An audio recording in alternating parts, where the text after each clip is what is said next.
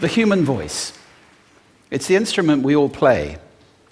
It's the most powerful sound in the world, probably. It's the only one that can start a war or say, I love you. And yet many people have the experience that when they speak, people don't listen to them. Why is that? How can we speak powerfully to make change in the world? What I'd like to suggest, there are a number of habits that we need to move away from. I've assembled for your pleasure here 7 deadly sins of speaking. I'm not pretending this is an exhaustive list, but these 7, I think, are pretty large. Habits that we can all fall into. First, gossip. Speaking ill of somebody who's not present. Not a nice habit, and we know perfectly well the person gossiping 5 minutes later will be gossiping about us. Second, judging. We know people who are like this in conversation, and it's very hard to listen to somebody if you know that you're being judged and found wanting at the same time. Third, negativity. You can fall into this. My mother, in the last years of her life, became very, very negative, and it's hard to listen. I remember one day I said to her, it's October the 1st today, and she said, I know, isn't it dreadful?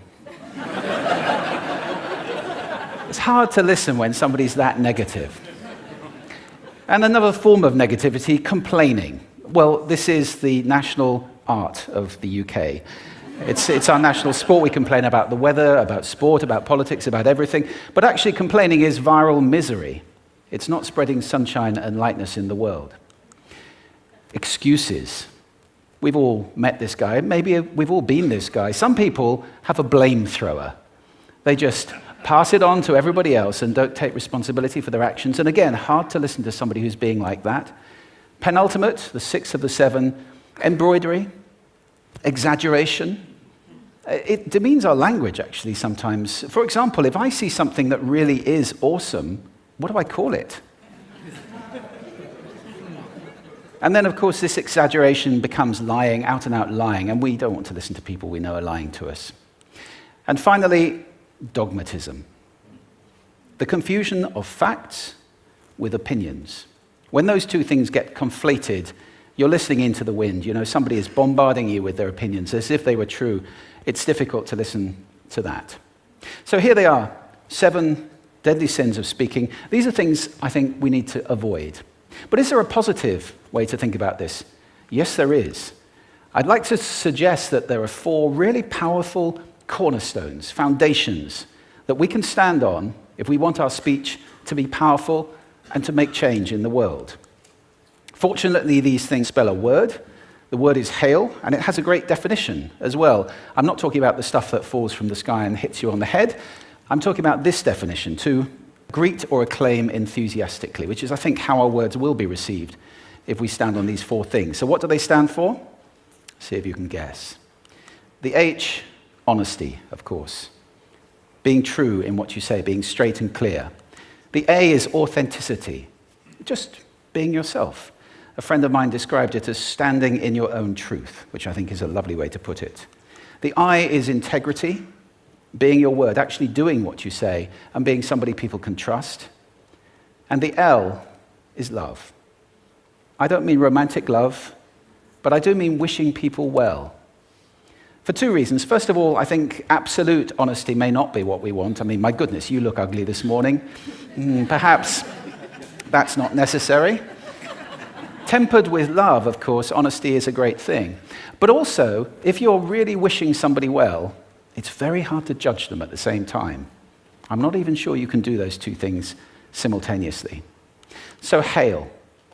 Also, now that's what you say, and it's like the old song, it is what you say, it's also the way that you say it.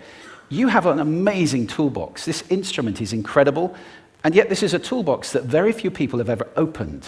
I'd like to have a little rummage in there with you now, and just pull a few tools out that you might like to take away and play with, which will increase the power of your speaking. Register, for example. Now, falsetto register may not be very useful most of the time, but there's a register in between. I'm not going to get very technical about this for any of you who are voice coaches. You can locate your voice, however. So if I talk up here in my nose, you can hear the difference. If I go down here in my throat, which is where most of us speak from most of the time, but if you want weight, you need to go down here to the chest. You hear the difference? We vote for politicians with lower voices. It's true, because we associate depth with power and with authority. That's register.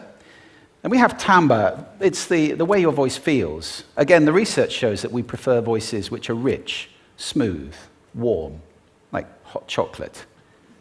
Well, if that's not you, that's not the end of the world, because you can train. Go get a voice coach. And there are amazing things you can do with breathing, with posture, and with exercises to improve the timbre of your voice. Then prosody. I love prosody. This is the sing-song, the meta-language that we use in order to impart meaning. It's route one for meaning in conversation. People who speak all on one note are really quite hard to listen to if they don't have any prosody at all. That's where the word monotonic comes from, or monotonous, monotone. Also, we have repetitive prosody now coming in, where every sentence ends as if it were a question, when it's actually not a question, it's a statement. And if you repeat that one over and over, it's actually restricting your ability to communicate through prosody, which I think is a shame. So let's try and break that habit. Pace. I can get very, very excited by saying something really, really quickly, or I can slow right down to emphasize. And at the end of that, of course, is our old friend, silence. There's nothing wrong with a bit of silence in a talk, is there? We don't have to fill it with ums and ahs. Can be very powerful. Of course, pitch often goes along with pace to indicate arousal, but you can do it just with pitch. Where did you leave my keys? Where did you leave my keys? It's a slightly different meaning in those two deliveries. And finally, volume. I can get really excited by using volume, sorry about that if I startled anybody, or I can have you really pay attention by getting very quiet. Some people broadcast the whole time. Try not to do that. That's called sodcasting. Imposing your sound on people around you carelessly and inconsiderately. Not nice. Of course, where this all comes into play most of all is when you've got something really important to do. It might be standing on a stage like this and giving a talk to people. It might be proposing marriage, asking for a raise, a wedding speech, whatever it is. If it's really important, you owe it to yourself to look at this toolbox and the engine that it's going to work on. And no engine works well without being warmed up. Warm up your voice. Actually, let me show you how to do that. Would you all like to stand up for a moment? I'm going to show you the 6 vocal warm-up exercises that I do before every talk I ever do. Anytime you're going to talk to anybody important, do these. First, arms up. Deep breath in and sigh out. Like that. One more time. Very good.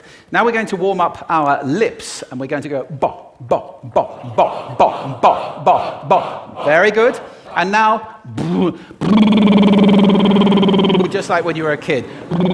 Now your lips should be coming alive. We're going to do the tongue next with exaggerated la, la, la, la, la, la, la, la, la. Beautiful. You're getting really good at this. And then roll an R.